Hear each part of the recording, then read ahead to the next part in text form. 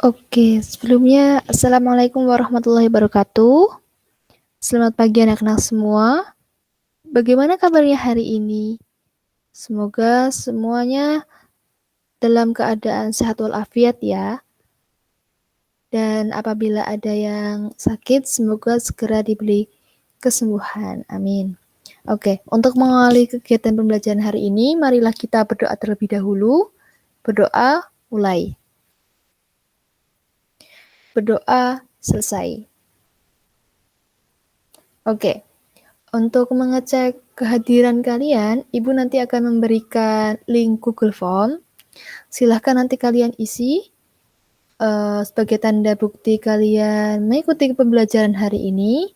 Dan Ibu kasih waktu 1 hari ini ya untuk mengisi Google Form. Selebihnya nanti Ibu sudah tidak terima lagi. Oke.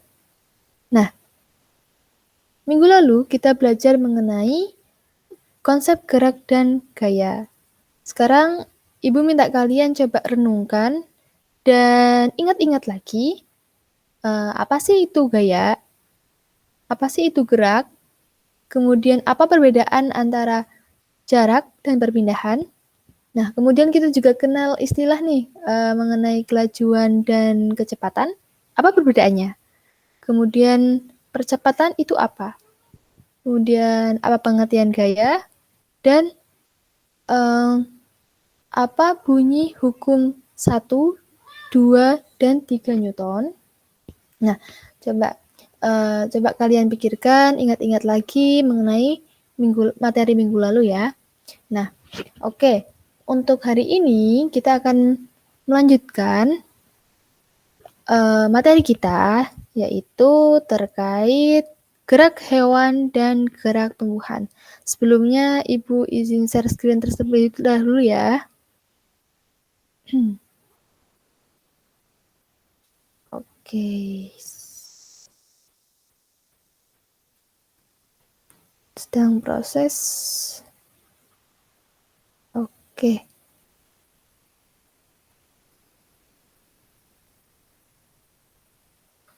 Yaitu mengenai gerak hewan dan tumbuhan. Seperti yang kita ketahui bahwasanya salah satu ciri makhluk hidup itu adalah bergerak. Kemudian yang sebelumnya kita bahas, kelas 7 kita bahas ya, itu tuh untuk hewan dan tumbuhan itu kan salah satu contoh dari makhluk hidup. Nah, oleh karena itu hewan dan tumbuhan itu bergerak. Kemudian nih untuk tujuan pembelajaran kita hari ini, nanti melalui pengamatan terhadap gambar, diskusi, dan studi literatur, kalian diharapkan dapat menjelaskan keterkaitan antara bentuk tubuh dengan kecepatan gerak hewan dengan benar. Kemudian melalui kegiatan tersebut, kalian diharapkan dapat mendeskripsikan cara gerak hewan pada masing-masing habitat dengan benar. Kemudian melalui pengamatan terhadap video yang akan Ibu berikan di Google Classroom, diskusi dan studi literatur, kalian diharapkan dapat mengidentifikasi jenis gerak pada tumbuhan di lingkungan sekitar. Oke, sebelumnya Ibu minta coba kalian perhatikan gambar di bawah ini. Ini ada gambar 1, gambar 2, dan gambar 3. Coba kalian pasti sudah tahu kan ya, untuk gambar 1 itu adalah jerapah, gambar 2 itu adalah gajah, gambar 3 itu adalah ikan, kemudian gambar 4 itu ada burung. Coba berdasarkan keempat gambar tersebut, apakah ada yang ingin ditanyakan? Mungkin yang muncul pertanyaan di benak kalian? Oke. Kemudian nih, Ibu juga ada gambar lagi. Ini ada gambar before after mengenai tanaman putri malu. Nah, coba berdasarkan gambar ini, mungkin ada yang ingin ditanyakan atau yang timbul perencanaan di benak kalian? Oke. Next. Nah, mungkin di sini Ibu mencoba mengira-ngira. Mungkin pertanyaan yang muncul di benak kalian, mungkin di antaranya yaitu tadi terkait mengenai gambar 1, 2, dan 3, 4. yaitu mengapa sih kok Bu jerapah dan gajah itu memiliki kecepatan yang berbeda? Terus mengenai gambar 3, Bu, bagaimana sih cara ikan bergerak dalam air? Kemudian pertanyaan yang ketiga, Bu, kok gimana sih caranya burung itu bergerak di udara? Dan mungkin juga terkait gambar putri malu tadi, apakah tumbuhan putri malu itu dapat dikatakan bergerak? Dan kemudian pertanyaan yang kelima, apa saja sih faktor yang menyebabkan tumbuhan dapat bergerak? Dan mungkin kalian juga penasaran nih, bagian mana saja dari tumbuhan yang dapat bergerak? Nah, mungkin Ibu mencoba menerka-nerka mungkin beberapa pertanyaan yang mungkin muncul di benak kalian berdasarkan setelah kalian mengamati foto-foto gambar tersebut. Oke, untuk menjawab pertanyaan yang di benak kalian itu muncul, nah kita akan bahas satu persatu. Yang pertama itu gerak pada hewan. Kita bahas. Nah, secara umum menurut habitatnya, gerak hewan itu dibagi menjadi 3, yaitu gerak hewan di darat, gerak hewan di air, dan gerak hewan di udara. Oke, kita bahas yang pertama itu gerak hewan di air. Nah, seperti yang kita ketahui bahwasanya hewan di air itu bergerak dengan menggunakan sirip sebagian besar ya.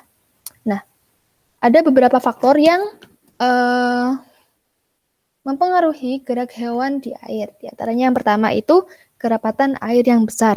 Nah, seperti yang kita ketahui bahwasanya air itu memiliki kerapatan yang lebih besar dibandingkan dengan udara, ya kan? Dilihat dari jarak partikelnya, terus jumlah partikelnya, air kan itu lebih padat, lebih banyak ya, lebih besar daripada ruangnya juga lebih dekat-dekat antara partikel-partikelnya yang menyebabkan kerapatan air itu lebih besar daripada dibandingkan dengan udara. Nah, dikarenakan kerapatan yang lebih besar dibandingkan udara, sehingga hal ini yang menyebabkan hewan itu lebih sulit bergerak di air daripada di udara. Kemudian faktor yang kedua itu gaya angkat air besar. Nah, air dikarenakan kerapatan yang lebih besar, secara otomatis gaya angkat yang dimiliki oleh air itu akan lebih besar dibandingkan dengan udara. Jadi seperti itu. Kemudian yang ketiga yaitu massa jenis hewan kecil. Nah, jadi jika dibandingkan dengan massa jenis air, jadi massa jenis hewan yang ada di hidup di air itu lebih kecil daripada massa jenis airnya. Nah, oleh karena itu dikarenakan ketiga hal ini itu akan mengakibatkan hewan yang hidup di air itu dapat melayang-melayang di air. Nah, selain itu, hewan di air juga akan mengeluarkan sedikit energi saat untuk bergerak dikarenakan adanya gaya angkat oleh air. Kemudian untuk faktor yang keempat itu bentuk tubuh ikan yang beda-beda. Ya, mungkin kalian juga sudah mengetahui kalau dari segi ukurannya kan juga ada yang ukurannya besar, sedang, yang kecil juga ada. Kemudian juga bentuknya juga pasti beragam sekali. Nah, itu juga akan mempengaruhi gerak hewan yang ada di air. Akan tetapi, salah satu bentuk yang paling banyak yang dimiliki oleh hewan air itu adalah bentuk torpedo atau streamline. Nah, bentuk ini itu memungkinkan tubuh meliuk dari sisi ke sisi dan mengurangi hambatan ketika bergerak di dalam air. Dan selain itu, tubuh ikan juga dilengkapi otot dan tulang belakang yang fleksibel untuk mendorong ekor dan sirip ikan di dalam air. Jadi seperti itu. Oke, next. Nah, kemudian kita lanjut ke fungsi bagian tubuh ikan. Itu yang pertama, itu gelembung renang. Itu berfungsi untuk mengatur gerakan naik turun. Kemudian ada otot dan tulang belakang. Itu mereka bekerja secara bersinergis atau berkaitan ya. Itu fungsinya untuk mendorong ekor ikan. Nah, karena kerja dari otot dan tulang belakang, maka akan dihasilkan gerak tubuh dan sirip ekor. Nah, gerak ini akan menghasilkan gaya dorong ke depan. Selain itu juga ada sebagian yang ikan yang bergerak menggunakan sirip pasangan dan sirip tengah, contohnya itu ikan di terumbu karang. Nah, ini akan menghasilkan gerakan yang lebih cepat daripada ikan-ikan yang lain.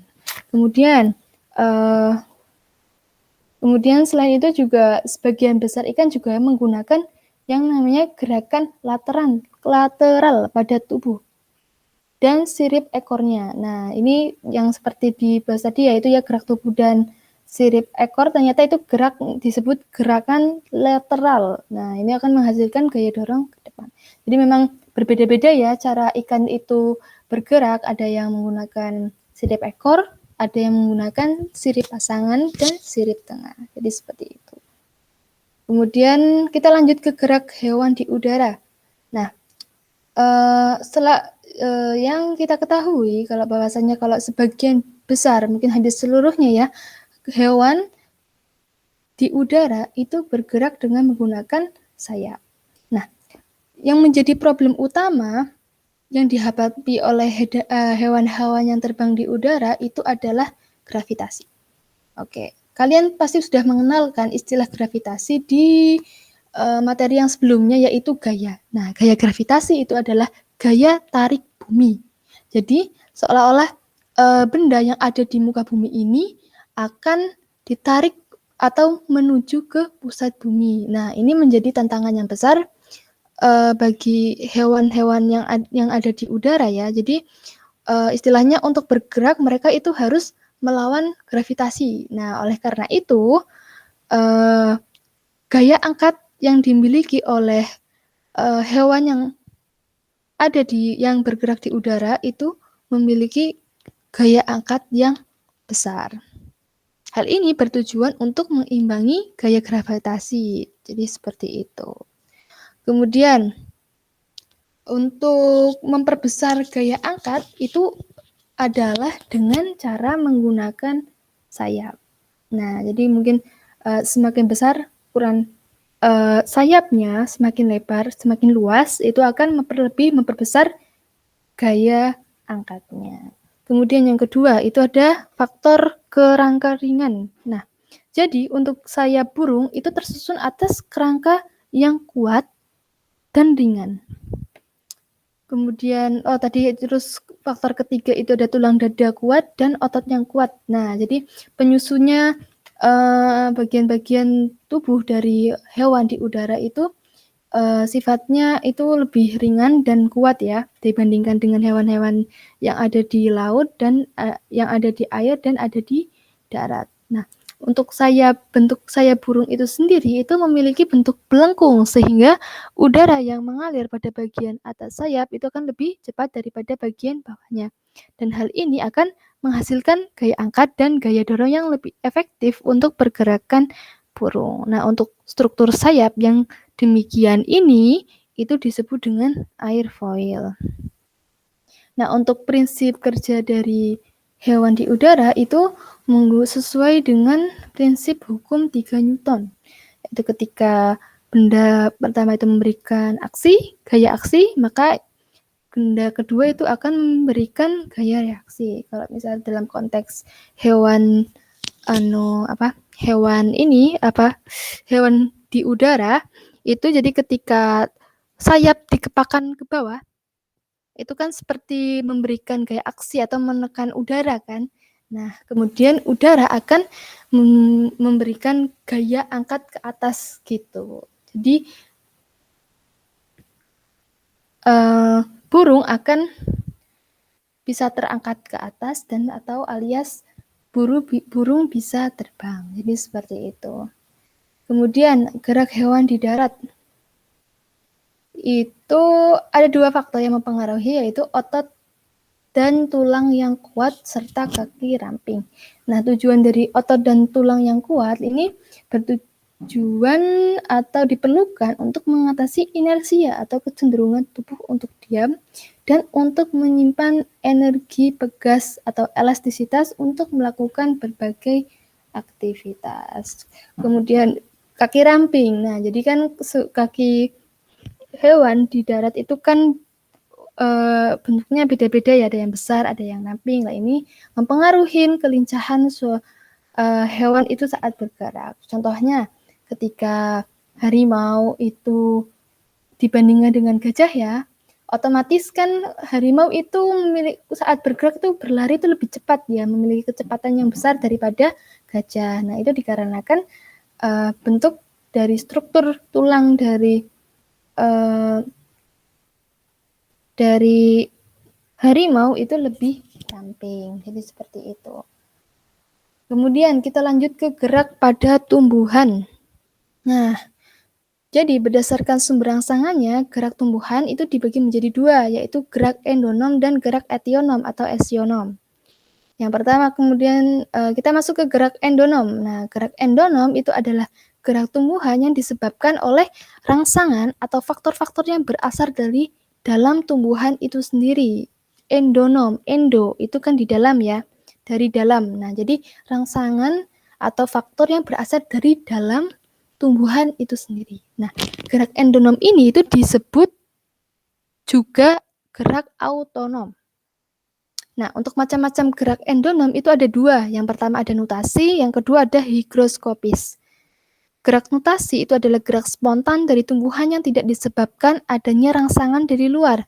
Jadi memang dari dalam gitu ya, dari dalam tumbuhan itu sendiri. Kemudian yang kedua yaitu gerak higroskopis. Nah, gerak higroskopis itu adalah gerak bagian tumbuhan yang terjadi karena adanya perubahan kadar air pada tumbuhan secara terus-menerus.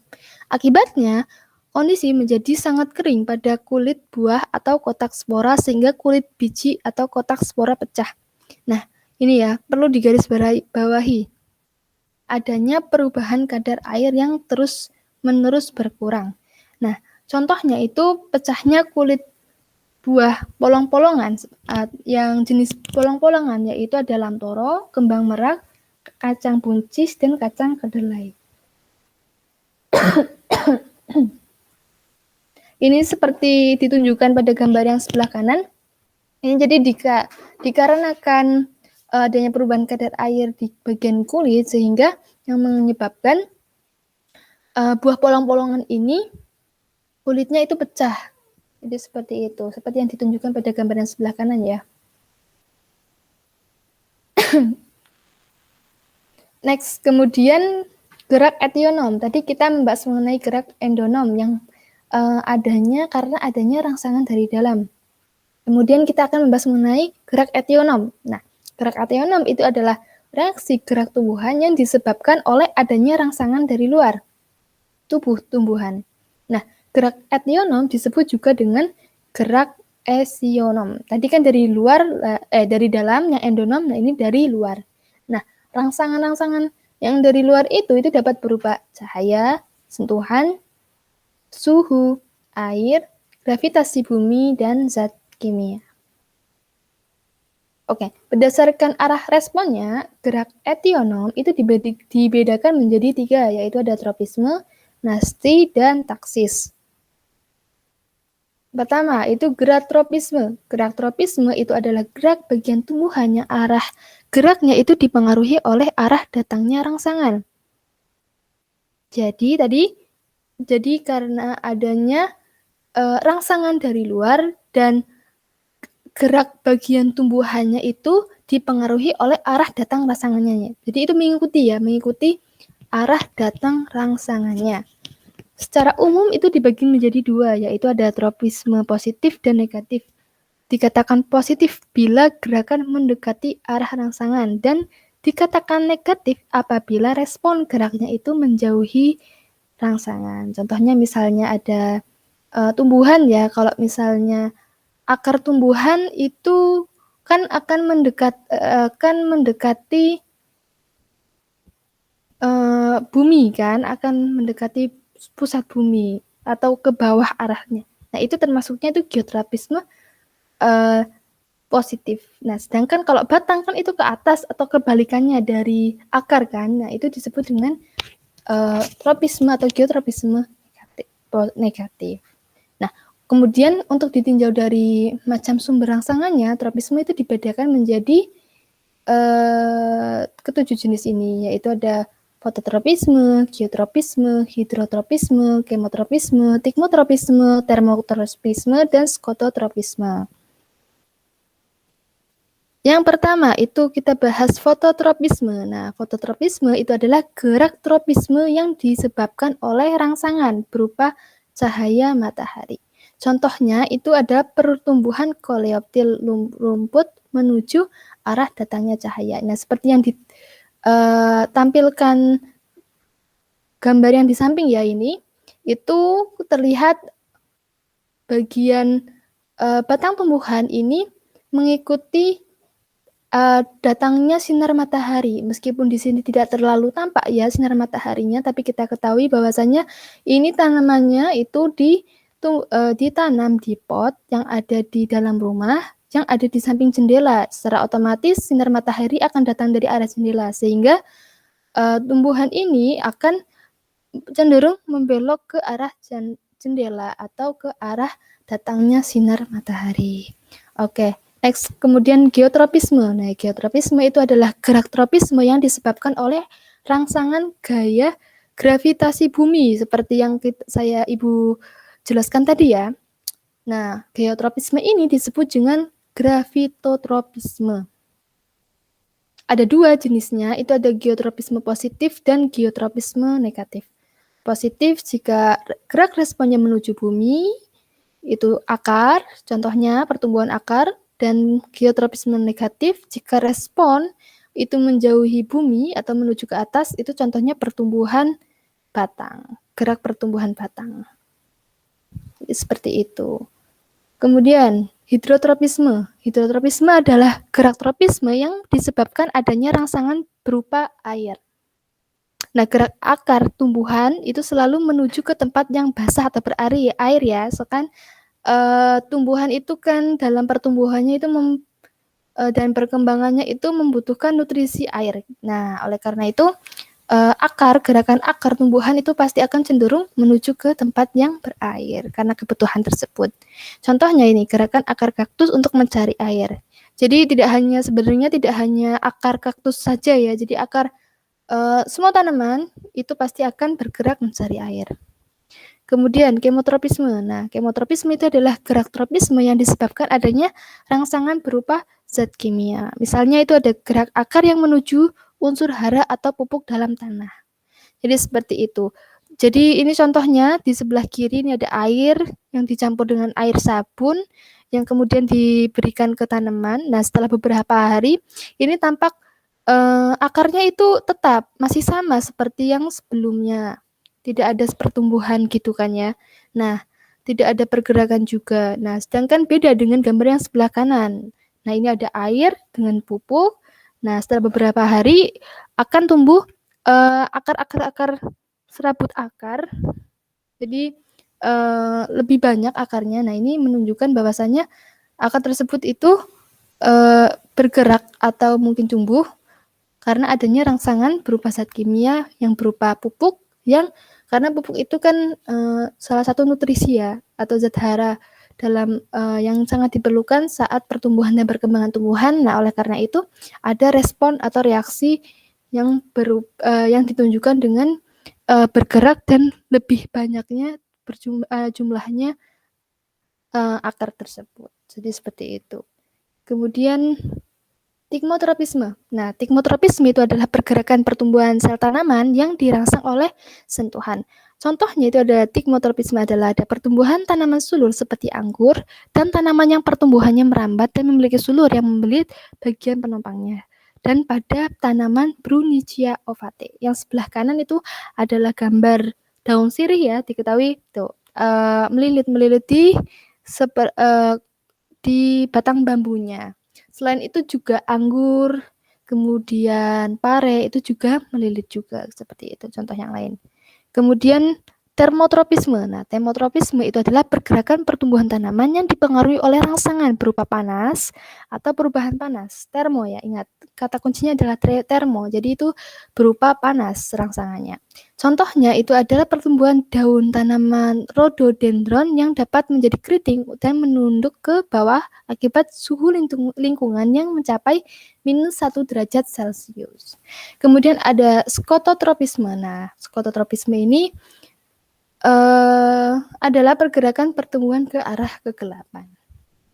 Kemudian kita masuk ke gerak nasti. Ini adalah gerak kedua dari gerak etionom atau gerak karena adanya rangsangan dari luar. Nah, berbeda dengan tropisme, gerak nasti ini adalah gerak bagian tumbuhan yang dipengaruhi oleh rangsangan, namun arahnya tidak dipengaruhi oleh arah datangnya rangsangan. Oleh karena itu, arah gerak dari bagian tubuh tumbuhan yang melakukan gerak nasti ini ditentukan oleh tumbuhan itu sendiri. Tadi kan tropisme itu arah gerakannya itu mengikuti arah datang rangsangannya kan. Nah, kalau nasti ini itu tidak dipengaruhi oleh arah datangnya rangsangan gitu. Kalau ditinjau dari macam sumber rangsangannya, gerak nasti itu dibedakan menjadi 6, yaitu ada fotonasti, niktinasti, tigmonasti, termonasti, haptonasti, dan nasti kompleks. Yang pertama itu ada fotonasti. Fotonasti adalah gerak nasti pada tumbuhan yang disebabkan oleh rangsangan cahaya matahari. Ingat kata kuncinya, foto itu cahaya. Ya. Nah, kemudian untuk misalnya itu ada bunga pukul 9 yang mekar sekitar pukul 9 dan bunga pukul 4 atau Mirabilis jalapa yang mekar pada sore hari dan menutup esok paginya. Jadi kalau yang gambar sebelah kanan yang ditampilkan itu adalah bunga pukul 4 atau mekar sore ya kalau misalnya nama pasarannya ya. Oke, kemudian niktinasti. Niktinasti adalah gerak nasti yang disebabkan oleh suasana gelap. Umumnya daun-daun tumbuhan polong-polongan atau Leguminosae akan menutup pada waktu malam. Nah, daun-daun tersebut itu akan membuka kembali pada pagi hari. Selain disebabkan oleh suasana gelap, gerak tidur daun-daun tersebut dapat terjadi akibat perubahan tekanan turgor di dalam persendian daun. Misalnya itu gerak tidur daun pohon turi di malam hari yang mengatupkan daunnya saat hari mulai gelap. Seperti yang ditunjukkan yang di gambar yang sebelah kanan itu adalah contoh dari niktinasti. Kemudian ada tigmonasti. Tigmonasti adalah gerak nasti yang disebabkan oleh rangsangan mekanisme berupa sentuhan atau tekanan. Istilahnya tigmonasti itu tigma dari bahasa Yunani yang artinya sentuhan. Jadi selain itu juga gerakan tigmonasti itu disebut dengan seismonasti. Nah, contohnya itu seperti yang kita bahas di depan tadi, yaitu mengenai gerak mengatupnya daun putri malu karena adanya sentuhan. Next, kemudian termonasti. Ingat termo kuncinya itu berarti gerak nasti yang disebabkan oleh rangsangan suhu. Misalnya itu mekarnya bunga tulip pada suhu udara yang sesuai. Jadi bunga tulip ini akan mekar pada suhu udara yang sesuai. Kemudian haptonasti. Nah, haptonasti adalah gerak nasti yang terjadi pada tumbuhan insektivora yang disebabkan oleh sentuhan serangga. Nah, misalnya itu gerak menutupnya daun tanaman kantung semar dan Venus ketika tersentuh serangga kecil. Nah, ini seperti ditunjukkan pada gambar ya.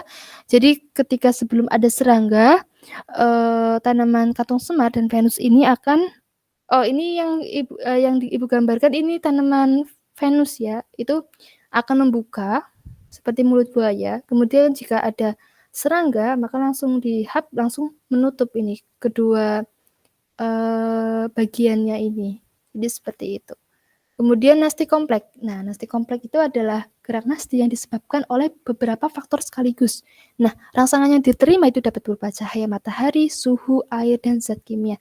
Jadi tidak hanya berdasarkan rangsangan yang dihasil bukan hanya satu ya, tetapi ada 4 atau 3. Mungkin tidak selamanya semua diterima ya, tetapi karena ada faktor-faktor ini maka akan menghasilkan respon yang seperti itu, seperti nasti kompleks ini. Contohnya itu ada gerakan membuka dan menutup pada stomata. Kemudian kita masuk ke gerak etionom yang ketiga, yaitu gerak taksis. Gerak taksis itu berbeda dengan tropisme dan nasti. Gerak taksis itu adalah gerak seluruh atau sebagian tubuh tumbuhan yang berpindah tempat dan arah perpindahannya dipengaruhi oleh arah datangnya rangsangan.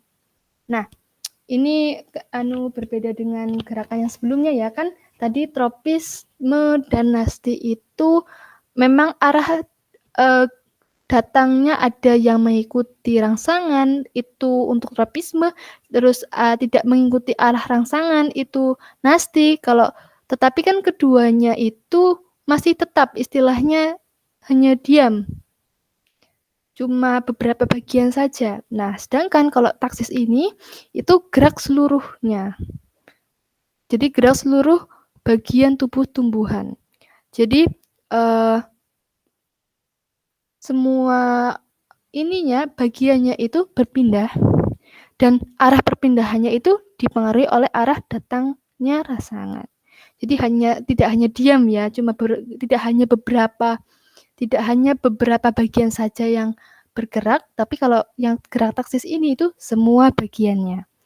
Oke, ditinjau dari macam sumber rangsangannya, taksis ini dibedakan menjadi dua, yaitu fototaksis dan kemotaksis. Yang pertama itu ada fototaksis. Nah, fototaksis itu adalah gerak taksis yang disebabkan oleh adanya rangsangan berupa cahaya. Contohnya itu klorofil atau zat hijau daun yang bergerak menuju arah datangnya cahaya. Kalau yang ditunjukkan di gambar yang sebelah kanan itu merupakan Iungella viridis. Nah, Iungella viridis itu merupakan organisme yang dapat dikelompokkan ke dalam algae atau protista yang mirip tumbuhan karena memiliki klorofil dan mampu melakukan fotosintesis. Nah, jadi karena adanya kandungan klorofil dalam tubuh Iungella viridis ini, sehingga ketika terkena rangsangan sinar matahari, maka secara otomatis ini akan bergerak menuju datangnya cahaya matahari. Hal ini bertujuan dikarenakan klorofil tersebut itu akan melakukan proses fotosintesis, yang mana fotosintesis itu sangat memerlukan faktor cahaya. Jadi seperti itu dalam prosesnya. Kemudian yang kedua ada kemotaksis. Kemotaksis itu adalah gerak taksis yang disebabkan oleh rangsangan berupa zat kimia. Misalnya itu adalah spermatozoa yang bergerak menuju sel telur pada peristiwa pembuahan metagenesis tumbuhan lumut atau bryophyta. Nah, jadi dalam prosesnya itu nanti sel telur itu akan mengeluarkan zat kimia yang berupa gula dan protein yang dapat merangsang spermatozoa untuk bergerak dekatinya. Jadi seperti itu. Jadi karena ada zat kimia, kemudian hal itu yang menyebabkan pergerakan spermatozoa dari sumbernya menuju ke sel telur. Oke, mungkin sekian penjelasan dari saya mengenai gerak hewan dan gerak tumbuhan. Nah, apakah ada pertanyaan? Oke. Mungkin pertanyaannya nanti bisa kalian langsung ketikkan saja melalui WhatsApp group. Dan kemudian jika kalian masih bingung, kalian juga bisa baca-baca materinya lewat PPT maupun di buku paket IPA kelas 8 semester 1. Oke. Kemudian, nah ini ada tugas 4. Nah, silahkan nanti yang pertama itu buatlah peta konsep terkait gerak hewan dan gerak tumbuhan. Nah, peta konsep ini tadi seperti yang Ibu buat di awal, tetapi Ibu buat tadi yang simple. Nah, Ibu minta yang akan lebih spesifik lagi ya. Misalnya nih, ini ada gerak tumbuhan, dibagi menjadi dua, gerak endonom dan gerak etionom. Nah, nanti kalian bisa minta tolong dijelaskan lagi ke bawah-bawahnya, misalnya ini gerak endonom itu dibagi menjadi dua lagi, tadi ada nasti, ada higroskopis, kemudian gerak etionom ini ada tropisme, nasti, dan satunya lagi taksis. Nah, nanti mungkin di sini ada langsung ke bagian-bagiannya ini ada fototropisme, geotropisme, dan yang lainnya. Ibu minta yang lebih spesifik ya, tapi kurang lebih ini seperti ini secara umumnya. Ini untuk gerak pada tumbuhan. Kemudian untuk yang gerak pada hewan, ini juga Ibu minta yang seperti itu. Misalnya nanti di sini ada gerak hewan, nanti di sini gerak hewan di darat, air, dan udara, seperti itu kurang lebihnya. Oke, kemudian untuk tugas yang kedua, itu mengenai TTS. Oke, jadi kalian isilah TTS yang di lembar yang Ibu bagikan. Untuk saat ini baru kelas 8D saja yang sudah Ibu bagikan lembar TTS-nya. Untuk kelas EFGH akan Ibu berikan besok ketika jadwal offline ya. Dan nanti TTS-nya ini diharapkan dimohon untuk ditempelkan di buku, jadi agar tidak hilang. Nah, jadi nanti ditempelkan di buku saja. Untuk karena bukunya masih di Ibu, mungkin nanti Ibu akan kembalikan, terus kalian tempel dan akan Ibu koreksi lagi. Jadi seperti itu. Oke, untuk jawaban TTS itu semuanya ada di PPT dan di buku IPA kelas 8 semester 1. Jadi silakan kalian cari-cari jawabannya. Oke, mungkin kalian boleh bekerja sama, tapi tidak boleh menyontek ya, karena ini sebagai proses kalian dalam belajar. Jadi gitu. Oke, sekian dari Ibu, kurang dan lebihnya Ibu mohon maaf. Wassalamualaikum warahmatullahi wabarakatuh.